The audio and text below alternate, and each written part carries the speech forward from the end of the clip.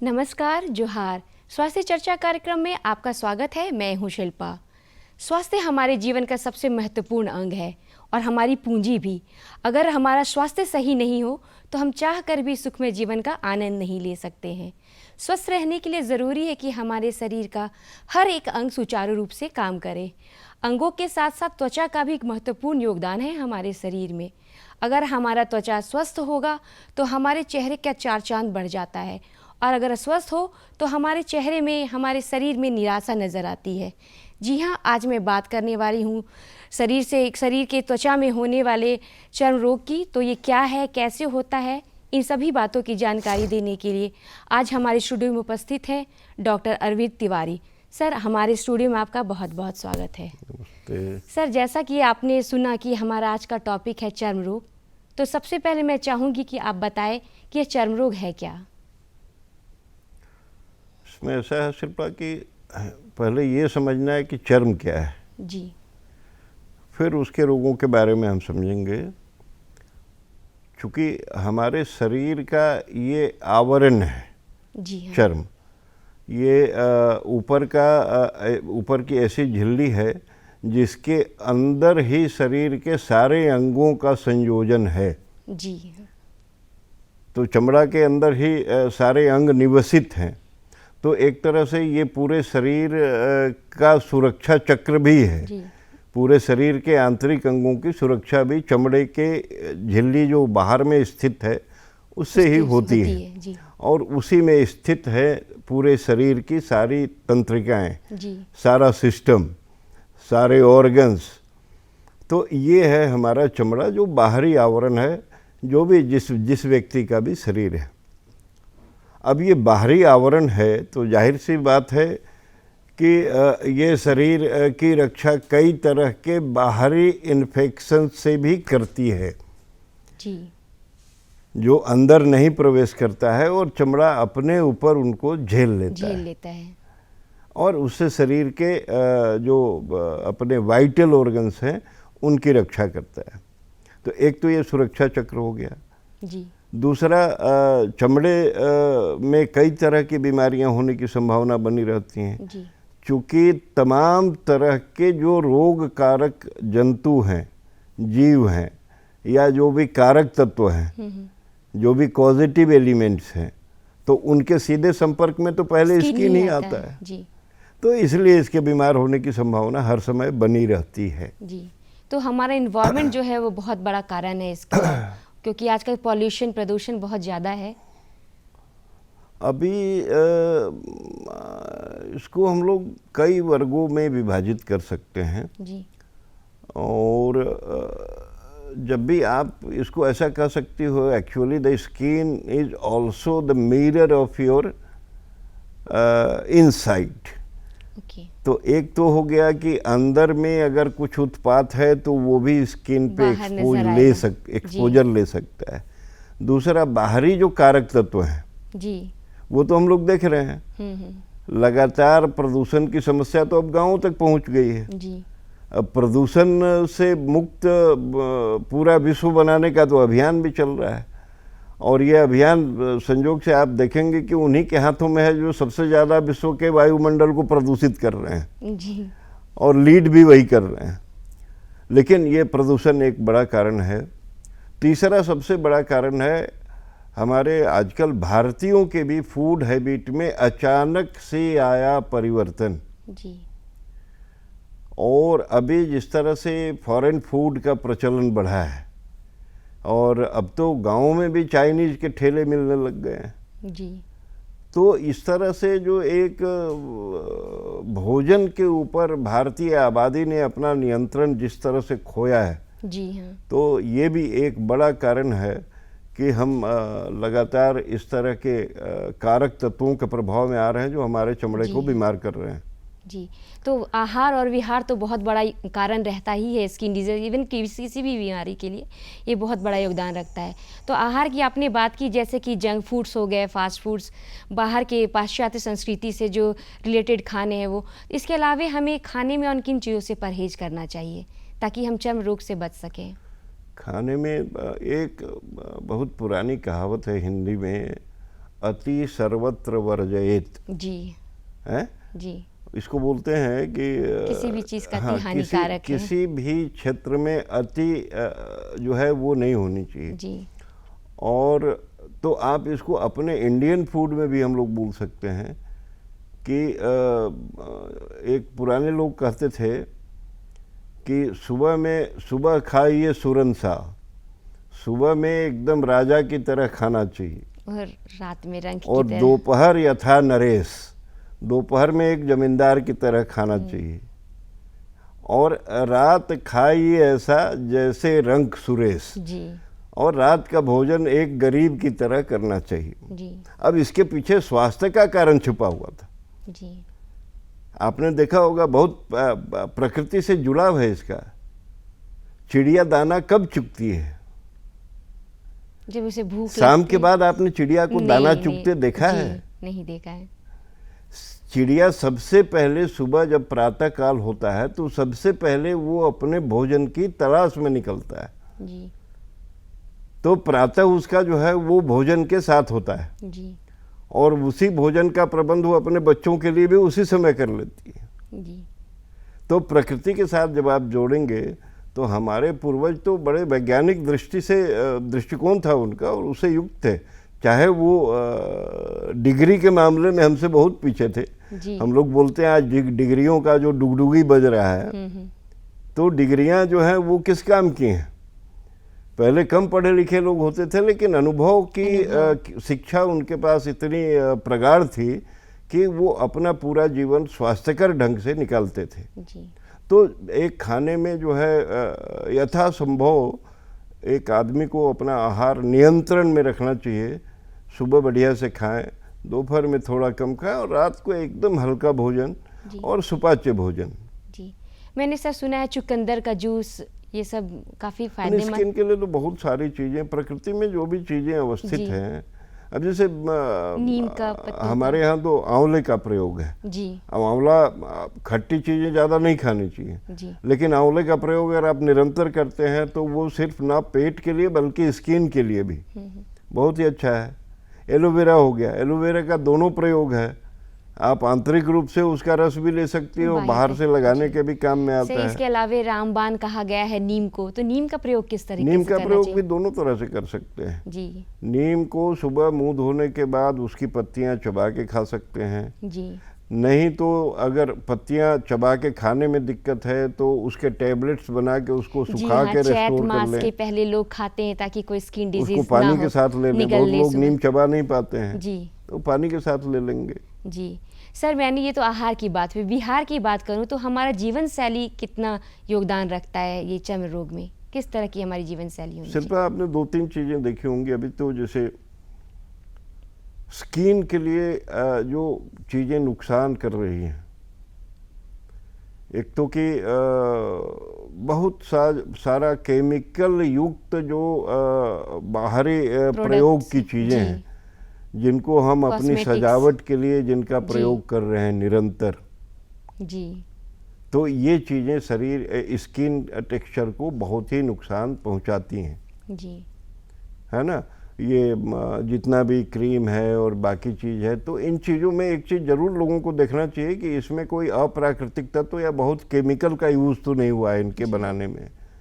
बहुत से हमारे जो कस्टमर आते हैं दुकान में, वो बिना एक्सपायरी डेट देखे भी लगा लेते हैं। हाँ, जिसके कारण वो तो भी बहुत ही नुकसानदेह बहुत है। वो तो नुकसानदेह। तुरंत एलर्जी कर सकता है। जी अगर आपकी इम्यूनिटी थोड़ी सी भी कमज़ोर हुई तो वो तुरंत जो से है वो स्किन के ऊपर रैशेज जो है प्रोड्यूस कर देगा, निर्मित कर देगा। जी सर, इसके अलावा हमारे दर्शक चाहे तो अपना तौलिया खुद से अपनी चीज़ों का इस्तेमाल करें, दूसरे की चीज़ों का इस्तेमाल, इस तरह की भी जीवन शैली हम लोग परिवर्तन करके। ये भी अच्छा विषय है शिल्पा, इसलिए अच्छा विषय है कि अभी लोगों के जीवन में थोड़ा पैसे का प्रभाव बढ़ा है।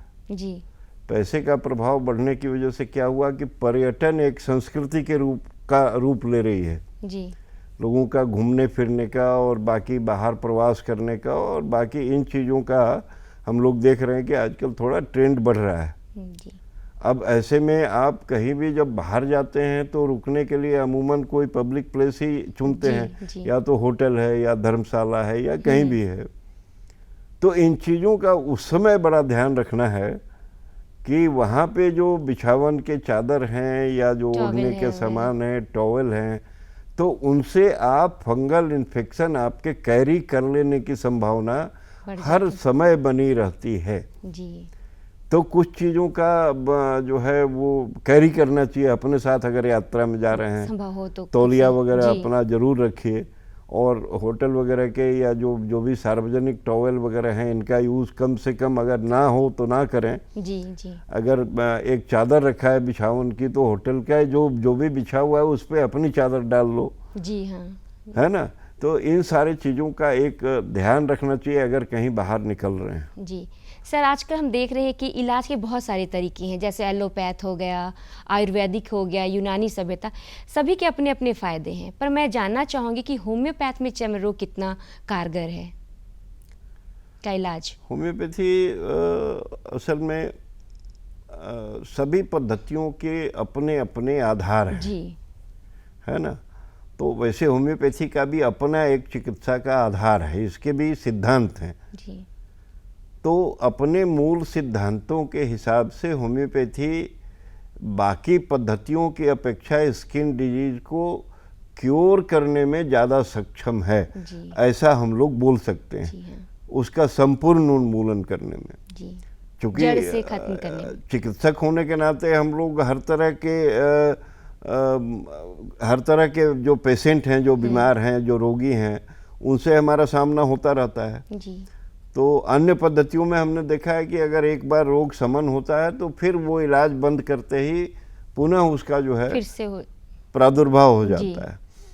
होम्योपैथी में थोड़ा सा लंबा इलाज चलता है, लेकिन चूंकि यह लक्षण आधारित चिकित्सा है और शरीर की अपनी प्राकृतिक जो रोग प्रतिरोधक क्षमता है उसको बूस्ट करके होम्योपैथी और रोगों का निवारण करने में विश्वास रखती है। जी इसीलिए जो संबंधित लक्षण लेकर आते हैं और उससे अगर मिलती जुलती दवाई मिल जाती है जी तो वो उनके लिए रामबाण जैसा कार्य करती है और स्किन डिजीज प्रायः जो है पूरी तरह समाप्त किया जा सकता है होम्योपैथी में। जी कितने दिनों में दवाइयाँ असर दिखाना शुरू करती है किसी भी स्किन डिजीज में? नहीं, होम्योपैथी में तो डिपेंड करता है कि भाई बीमारी कितने दिन कितनी की है, किस तरह की बीमारी है। सर, तो मैं इसी बात में जानना चाहूँगी कि कितने प्रकार के होते हैं हमारे जो चर्म रोग होते हैं? नहीं देखो, बहुत आप इसमें दो तीन ऐसी बीमारियां हैं चर्म की जो बहुत घातक बीमारियां हैं। जी सर, है ना? नाम साझा। जैसे एक हम लोग मेलेनोमा बोलते हैं, स्किन का कैंसर है।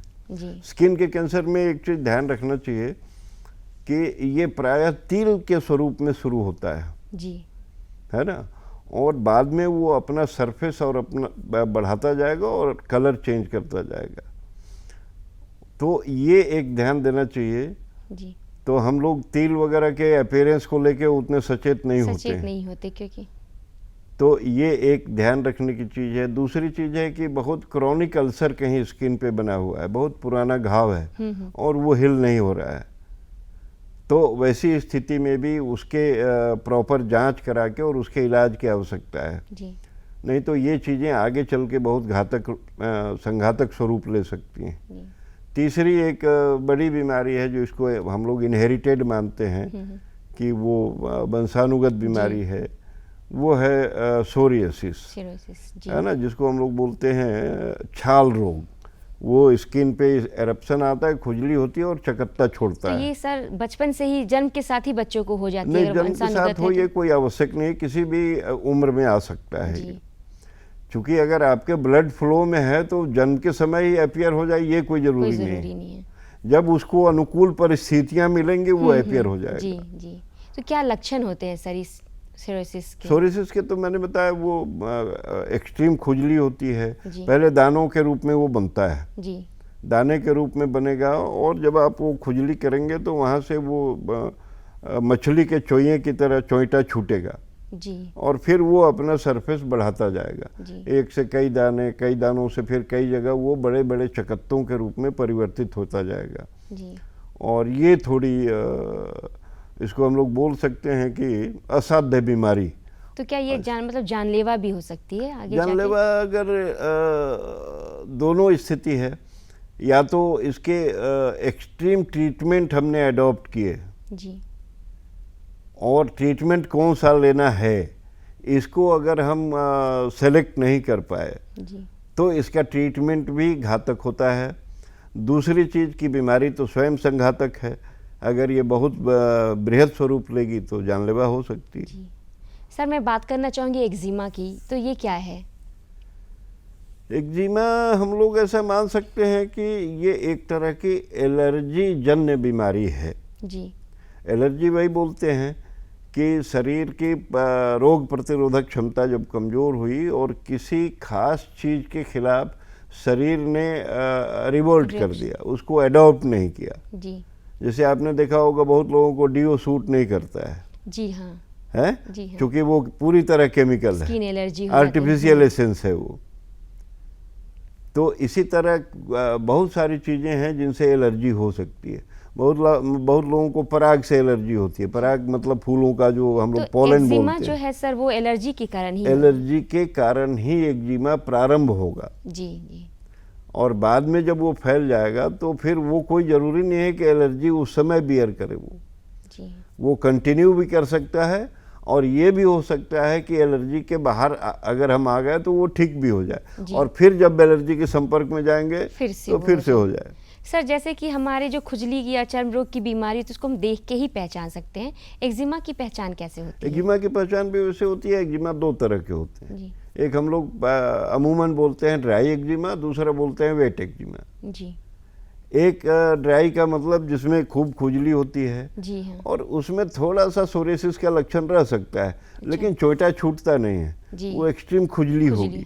कभी कभी तो खुजली करने से खून भी आने की हाँ, संभावना वो एक्जिमा है, उसको वो ड्राई एक्जिमा एक्जिमा है, बोलते वही हैं। एक्जिमा। और जब खुजली करने से वो वहाँ से सिक्रीशन आने लगे, पानी जैसा जी गाढ़ा गाढ़ा चिपचिपा पदार्थ निकलने लगे, तो ये भी एक्जिमा का स्वरूप है। इसको हम लोग वेट एक्जिमा बोलते और यही खुजली भी उसके फैलने का कारण, खुजली भी फैलने का कारण। सर ये कितने दिनों तक रह सकता है एक्जिमा? नहीं, एक्जिमा तो आजीवन भी रह सकता है। अगर उसका वो ट्रीटमेंट डिपेंड करता है कि हम सही से एलर्जन ट्रीटमेंट। से दूर हैं और हमने कोई इलाज लिया है कि नहीं।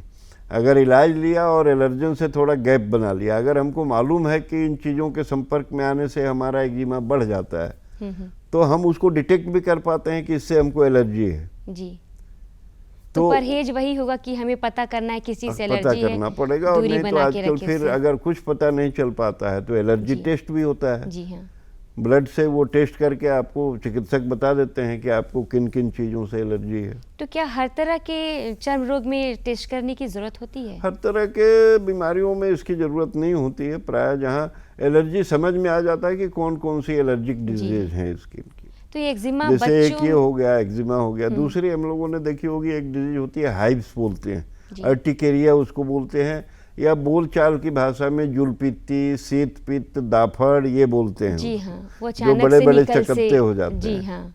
है ना। इसका क्या कारण है सर? ये इसका अचानक से कारण भी जुलपित्ती, एलर्जी है। ये भी एलर्जी ही है। ये भी एलर्जी कौन सी जनित। दवाइयाँ होती है इसमें होम्योपैथी? ये तो कई भी, इसमें बहुत सारी दवाइयाँ हैं, लेकिन अर्टिकेरिया की बहुत स्पेसिफिक मेडिसिन है एपिस्मेल। एपिस्मेल एपिस्मेल है, और अर्टिका यूरेंस है, आर्सेनिक है, और उसके स्तर पर डिपेंड करता है, रस्टक्स है, डल्का मारा है, बहुत सारी दवाइयाँ हैं होम्योपैथी में। जी हाँ और मुझे लगता है कि अब तो गांव में भी होम्योपैथी के चिकित्सक हैं, जी हाँ। सरकार ने भी नियुक्तियां की हैं ग्रामीण स्तर पर, तो लोगों को इसका लाभ लेना चाहिए। जी हाँ सर मैं बहुत कॉमन बीमारी की बात करना चाहूँगी, स्किन से रिलेटेड, मुहासों की। हमारे जो यंगस्टर होते हैं, टीनेजर्स, वो तो इससे बहुत ज़्यादा प्रभावित रहते हैं, तो क्या उपाय करना चाहिए उन्हें? मुहासों के देखो दो तीन कारण होते हैं। एक तो जैसे हमने देखा कि टीन्स में ज़्यादा होता है, जी है ना। तो टीन्स में इसलिए भी ज़्यादा होता है कि जब बच्चे बड़े हो रहे होते हैं और जब एडल्टहुड में आते हैं तो उनके बॉडी के में कुछ संरचनात्मक जी, परिवर्तन आते हार्मोनल हैं changes। हार्मोन की वजह से। जी तो उस संरचनात्मक परिवर्तन की वजह से कभी कभी वो चेहरे पे जो है वो कील मुहासे जी। आने शुरू होते हैं। तो एक तो ये कारण हो गया।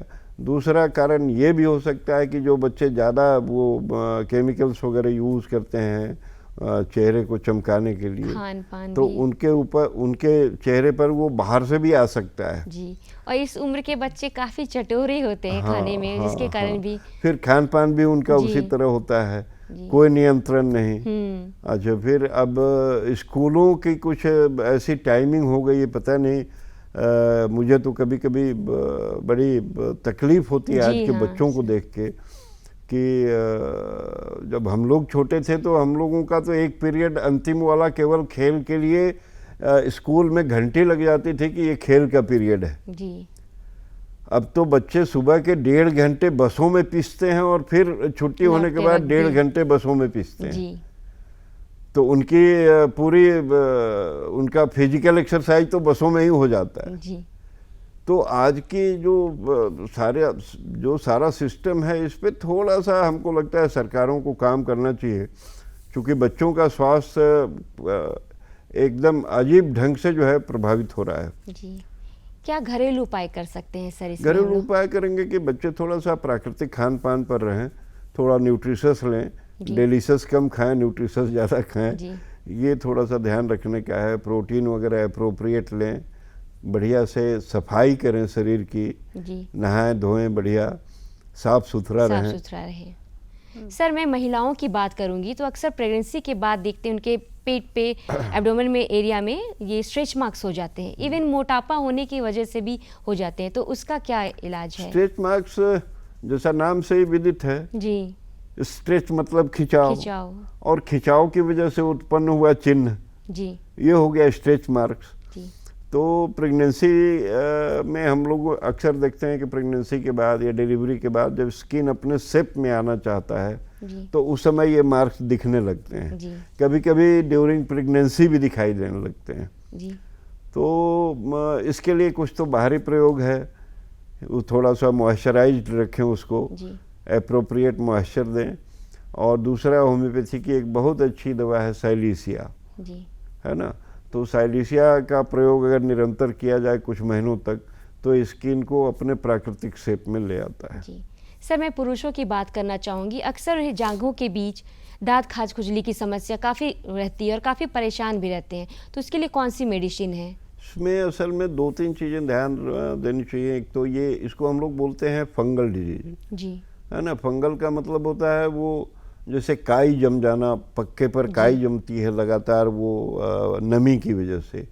तो जांघों के बीच में होता क्या है कि पसीने की संभावना हर समय बनी रहती है, और पसीना होने की वजह से, और अगर उस पसीने का एब्जॉर्प्शन नहीं हो पा रहा है, उसकी तो वजह वो से। धीरे धीरे धीरे धीरे वहाँ पे फंजाई डेवलप कर जाएगा, जी। और वो खुजली और दाद जो है वो बनेगा। सर, मैं चाहूँगी कि आप उसकी दवा का नाम साझा करें हमारे अच्छा, दर्शकों इसमें से। दवाइयाँ कई हैं शिल्पा। जैसे होम्योपैथी की कुछ बहुत अच्छी दवाइयाँ हैं। जी। एक तो नेट्रम्यूर है, जी। जिसको हम लोग बोलते हैं। नेट्रम्यूर एक्चुअली आपको आश्चर्य होगा, कॉमन साल्ट से बनी हुई दवा है।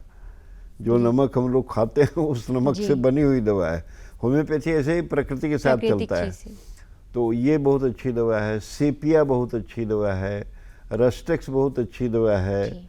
आर्सेनिक अगर बहुत विकृत अवस्था है तो उसमें आर्सेनिक की भी ज़रूरत पड़ती है, वो भी बहुत अच्छी दवा है। और हम लोग अमूमन होम्योपैथी में केमिकल युक्त बाहरी प्रयोग के मरहम की मनाही करते हैं। जी। इसलिए मनाही करते हैं कि जब हम बाहर से कोई मरहम लगाते हैं तो वो सरफेस के अंदर चला जाता है, जी।